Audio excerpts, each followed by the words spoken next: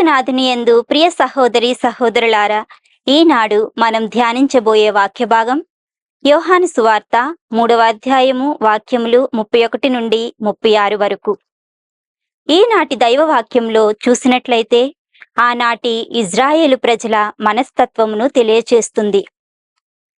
ప్రభువు నివసిస్తున్న కాలంలో పరిసయ్యులు, ధర్మశాస్త్ర బోధకులు చెప్పే సందేశాలకు ప్రజలు ఆసక్తి చూపేవారు. ఈ ధర్మశాస్త్ర బోధకులు ప్రజల యొక్క అమాయకత్వాన్ని ఆసరాగా తీసుకుని ఇష్టం వచ్చినట్లు జీవించేవారు. సంఘంలో పరపతి కోసం ప్రాకులాడుతూ ఉండేవారు.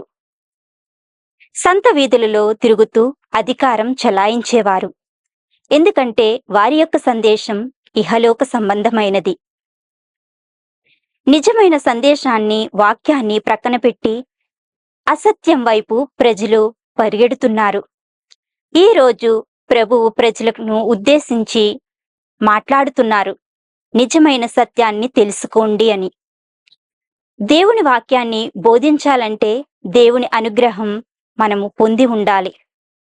ఎందుకంటే క్రీస్తు ప్రభు పరలోకము నుండి దిగి వచ్చినవాడు, సాక్షాత్తు దైవ కుమారుడు, నిజమైన దేవుని ప్రేమను ప్రజలకు అందించగల వ్యక్తి.